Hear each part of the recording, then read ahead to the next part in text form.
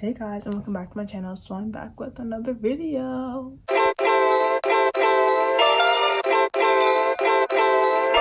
My love. So this video is going to be like a how to be productive 2021 edition. If you see me looking down, it is because if you watch my previous video, I have this notebook that I use to keep secret stuff in it, but it's basically my notes and stuff. So I'm gonna be looking down just to make sure I hit all the key points and things I want to say. Disclaimer, you do not have to do anything in this video. These are just suggestions. I'm just trying to give advice of what I've learned and what I've researched and done in the past. So yeah, so let's get on with the video. Number one is to plan out your day. So you don't need to have a set schedule, like not a schedule where it has like different times, like for example like 9 o'clock wake up, 9:15 brush your teeth and stuff like that. It does not have to be like an exact schedule. It could just be like a list or different sticky notes around your room, or like you can put them on your laptop. I know there's like a sticky notes application that you can use, so you can use one of those. Personally, I find it really satisfying so that's why I prefer to do to-do lists, and they're just really easy and really simple to get done. I use Notion. This is not sponsored by Notion, but I use Notion to get that done. So basically I go on the app on my laptop and add a new event, and then I just map out the things I want to do for that day. Number two, go to sleep on time. So I know personally that you can become really tired throughout the day, and sleeping well will prevent that. I try and get around 8 to 9 hours of sleep tonight, because if I get less or more, I still feel really tired. So 8 to 9 is like the perfect amount of sleep for me. It may be different for you, but as a teenager, 8 to 9 is actually pretty good. One thing that I've noticed is that less dark circles around my eyes, so under my eyes are not nearly as dark, and they've just been lightening up, and they have not been getting any darker because I've been getting the amount of sleep that I need to sleep. Number three is set goals for yourself. These can be long-term goals, short-term goals, daily goals, literally anything. Like your goal could be to work out and get all your work done for the end of the day. Just write that down and have that somewhere. You can write it down on a whiteboard or on a note or on your phone. Just have a reminder, or just have that set anywhere so that you'll be motivated and that you'll want to continue getting your stuff done for the day. I know personally a goal for myself every day is to get my work done and make sure I do everything that I need to do, because if I don't have that goal set, I will just feel like I don't really have to do it, or that it's not necessary for me to do it at that exact time when it actually is necessary. So I try and always do it because you need to do it and I need to do my work. Number four is don't procrastinate. I know I have procrastinated a lot in my life, but I've improved over these years. Trust me, I used to procrastinate so much in middle school. Procrastinating was not good for me, because even though I was like, oh, I still have time, no, just do it early. So during this year, I'm in 9th grade, and basically during this year I had an English essay, and he gave us about a little over a week to do it, and I started working on it from day one. I mapped out exactly what I wanted to do, and I set like a 3-day schedule that I wanted to get it done in 3 days, and I got it done in 3 days. I just mapped out what I wanted to do, how much I was going to work on it, what parts I was going to work on, what days I was going to research, and what kind of research and evidence I needed, and I did do it, and I actually did really good on the essay. Really proud of myself. It was probably one of my best essays, and that was just because I didn't procrastinate. I didn't wait. I actually got it done when I needed to be done. Make sure you prioritize.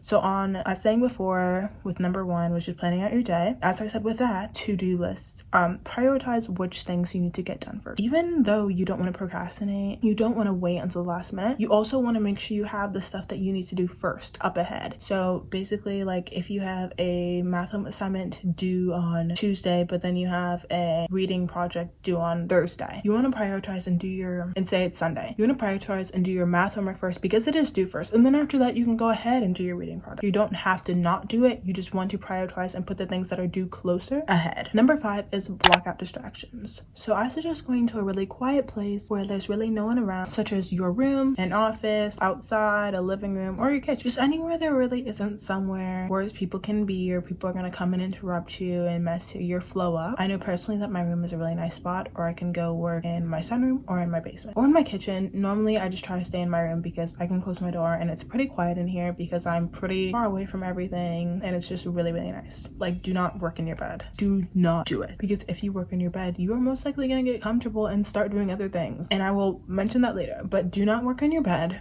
because you may fall asleep, and I have done that before. I have fallen asleep instead of doing my work because my bed was just too comfortable. So you want to go work in somewhere where you're sitting upright but you're comfortable, but you feel comfortable. So number 6 is try not to multitask.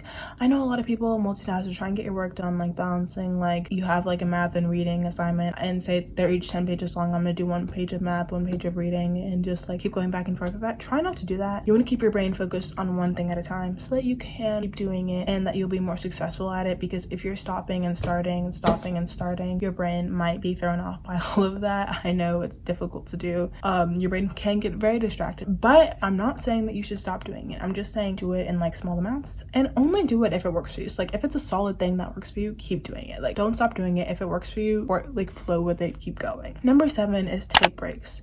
So give your mind a rest. You just want to be able to breathe, go walk outside, go take a nap, go relax. Just like if you're working for a while, you just want to stop. A hack that you can do, which I do all of the time, is work for 25 minutes and then take a break. So say I'm doing one of my pre-calc assignments, I will work solidly for about 20 to 25 minutes and then I'll take a 5-minute break after that. Just calm down, take that much needed break, and then get right back to work. You can set a timer on your phone where you just go in those increments and then you can just keep your workflow going. Number 8 is eat breakfast. Breakfast is the most important meal of the day, so you really want to act on that. You will feel really full in the morning and you will be able to sustain yourself all morning, and then you will not need to go ahead and like, oh, I'm gonna need to go and get a snack. You will be fine. It's brain full. Your brain will be more active in the mornings. Just go eat breakfast. It also keeps you going. You'll want to keep working because you don't really have a need to go and get up and go do something else. You can just sit and you'll be motivated. I know breakfast for me, and once I eat breakfast, it sets my whole day in motion. So hi.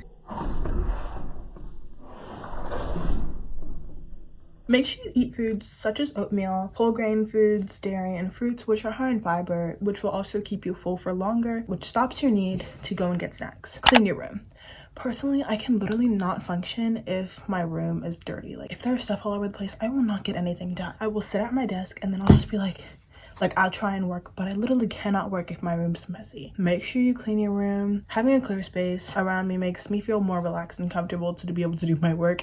Like I don't really know how it affects me. It just really does. Like if my bed behind me is not made and I'm trying to do my work at my desk, I will not be able to get it done, and I will just sit there and then I'll be like, I'll get up and go clean my room. So the last thing is make sure you set your phone aside.